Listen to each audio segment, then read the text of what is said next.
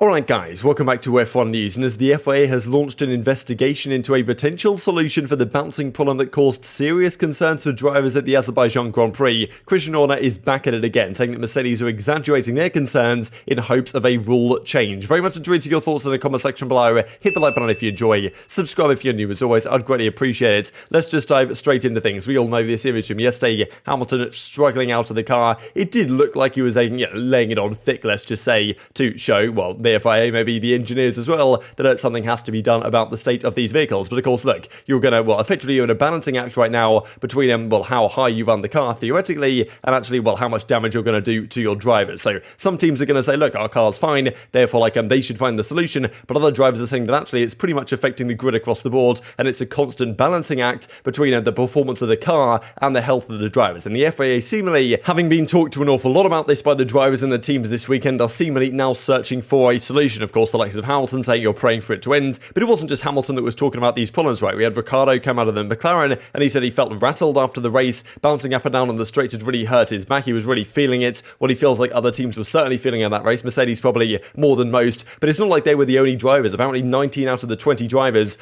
believe this was an issue outside of Fernando Alonso that we looked at yesterday. Now, Carlos Sainz, even from Ferrari, he says the following: we need the FIA to react quickly, as it will soon be difficult to manage with the pain. Is it really necessary for 20 drivers to have back problems after each and every race, despite all this technology? Is it really worth it? I don't think so. So maybe this is manageable for a few races, but this really, the drivers believe and the drivers agree pretty much this can't be a thing for however many, races in years to come. If we're doing this every single race, it's going to have long-term effects. I believe I saw some people talking about the fact that helicopter pilots, due to the kind of bouncing up and down that they kind of experience, it can be a very similar thing that they have back problems into their 30s, 40s that, we hope, of course, the drivers don't have to experience. But based on what we saw in Baku, if this continues, it's certainly going to be an issue, at least for some of the teams. And most of the teams seemingly, because Gasly says from Alpha Tauri, it's not healthy. I'm compromising my health for performance. I don't think the FIA should put us in a position where you have to choose between health and performance. It is clearly not tenable, right? So people always say, okay, Mercedes, just raise the right height of the car, then you'll fix your issues. But it's not like they're the only team that has to deal with these problems, right? It's like every team, based on the designs of the car, and the fact that, let's say, the suspension isn't allowed to be active as it used to be, and that's kind of one of the things that Mercedes want to happen as a result of this, that the car design is just going to make it do that to a certain degree, pretty much regardless of how you design it. Therefore, there's always going to be a balancing act there between performance and health of the drivers based on the way they're currently designed. It doesn't really matter what team you are, you've always got to find that edge, and at the end of the day, it's always going to come down to how much the drivers can possibly tolerate to maximize the performance of the car. So that's kind of what Gasly's getting at. That's what Sainz is getting at. He says that the F1 drivers are going to end up with a cane in their hand at 30 if this happens anymore, because you literally have no suspension. It just hits you going right through your spine. So that's kind of been the key discussion. Now, there was some talk about whether Hamilton would actually be back in business for Canada, whether he'd actually race there. I highly doubt that he'll be missing races this season, but I think Toto Wolff kind of said that to say, it's so bad, Hamilton might have to miss races. But he says, little sore, acupuncture, this type of stuff. He's on the way to Canada, definitely wouldn't miss that one for the world. So he's going to be racing next week. But still, there is a bit of a concern if this continues, because Canada also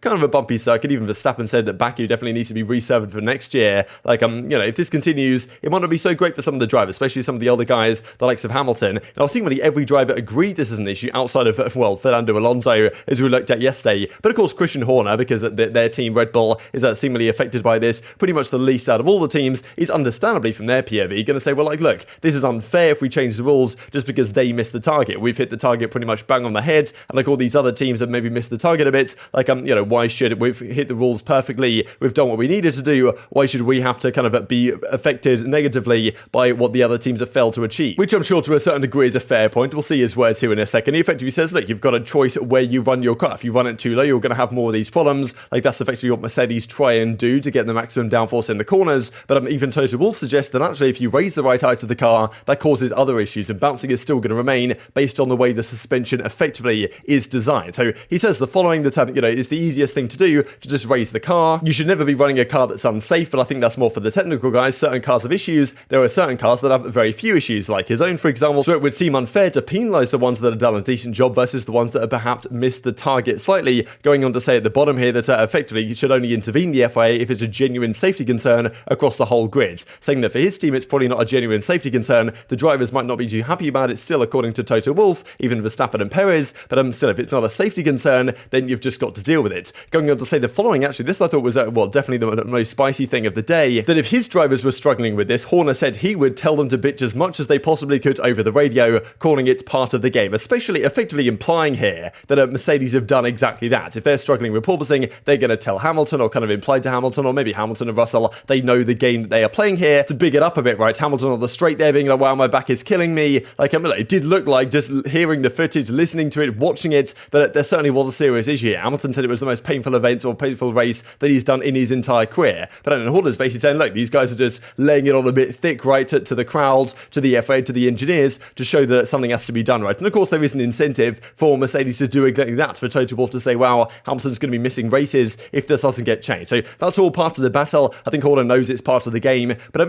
these kind of accusations in a way that he's kind of doing right here are certainly rather interesting on something that could be serious impact to some of these drivers' health going forwards. As he says, there's remedies, but it's the detriment of car performance, right? So what's the easiest thing to do? Pretty much to complain. So he's saying that they're kind of, laying it on thick in terms of the complaints to the Mercedes guys. Maybe that is exactly what they're doing, but at the same time, maybe they have a fair point on the matter as well. So as well, this is kind of the discussion right here. Initially, I will actually just mention this real quick. First of all, that Toto Wolff says it's actually not really achievable to just raise the car and eliminate the problems because of the suspension. According to Toto Wolff, it's not really going to happen. At high speeds, our car still gets into these kind of bump stops. Even if we raised it, the bouncing would remain somewhere. So yes, the porpoising might go away a little bit if they raise the right height of the car, but on these bouncy tracks at high speeds, they're still going to run into these issues. I think that's what Gasly was getting at as well with the lack of suspension. So this is what Amos states right here in an article that came out a couple of hours ago, that the FIA is taking these reports very seriously. Rumours in the paddock say the FIA wants to launch an investigation to get to the bottom of the matter, seeking talks with drivers,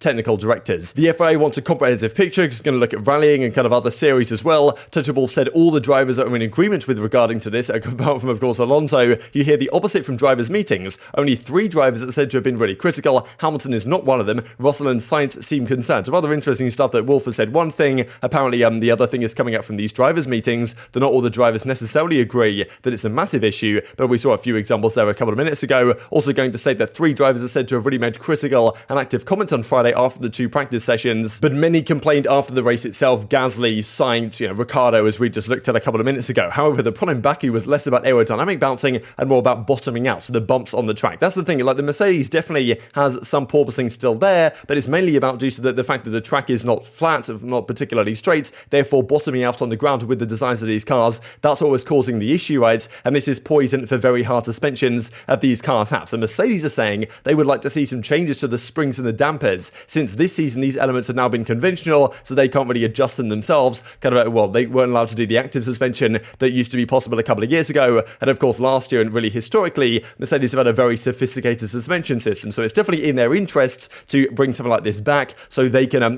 maybe play to their strengths a little bit. So this is always what the battle's going to be, but many are still going to say inside the paddock that effectively, it's a problem with different cars to different degrees. If Mercedes are the most affected, and it mainly affects Mercedes here, then it's definitely understandable that they're going to push this narrative very hard indeed to try and get their way, and Red Bull are going to do the opposite thing. But who knows what's going to happen here, right? Because if Mercedes and Mercedes customer teams agree, and Ferrari agrees as well, right, and maybe it just turns out that the Red Bull have just nailed something or other, that all the other teams want to they want to take Red Bull down a peg, right? Who knows? Maybe this can actually happen depending on what the investigation from the FIA comes up with, because most of the drivers do seem to be in agreement that this, as it was this past weekend, cannot go on in this manner. As Hamilton said, I cannot express the pain you experience, particularly on the straight here, and in the end, you're just praying for it to end, right? And he reckons they were losing about a second from bouncing. There were a couple of crazy clips, actually, of when he was going down turn 17, turn 18, turn 19, those early kinks before the main straight there, that he actually couldn't even take those flat out because he was bouncing so heavily through the corners there that he felt like he was going to lose control of the car. I'm pretty sure you guys might remember when he was 0.6 seconds behind Gasly, looked like he was going to have a run at him right at the start of the race, and then all of a sudden it was at 1.32 seconds back. That was pretty much because he couldn't go flat out during those sections because it looked like he was going to crash the car at the high fuel load. It almost happened one time actually, and he managed to save it, which probably indicates a more Mercedes problem. So I definitely treat you perspective on this one, because I'm sure something probably is going to happen about this, because I can't imagine these drivers are going to keep doing this for the next several seasons. But whether Mercedes get their way, that's another question entirely. Wanted to mention a few things before we close out the video. Firstly, of course, George Russell, now P5 in the last 8 races or so far this season, right? P4, of course, in Bahrain. Since then, every single race since then, he's finished above Lewis Hamilton. Of course, Hamilton was on podium in Bahrain. He got P3. Since then, Russell's outperformed him in 7 races in a row. The last time this happened was Nico Rosberg back in 2015-2016 when he won 7 consecutive races. Russell is now, if he beats him at the next race in Canada, going to break that record of beating Hamilton in 8 consecutive races, which is quite something. Another bit of news news here with regard to Williams. The rumour has it that Piastri is now increasingly likely to drive for Williams in 2023. Of course, currently an Alpine driver. Rumours as to what Alpine are going to do with their team. Is Alonso going to stay? Is Ocon going to be there? Piastri is effectively their reserve guy, won Formula 2.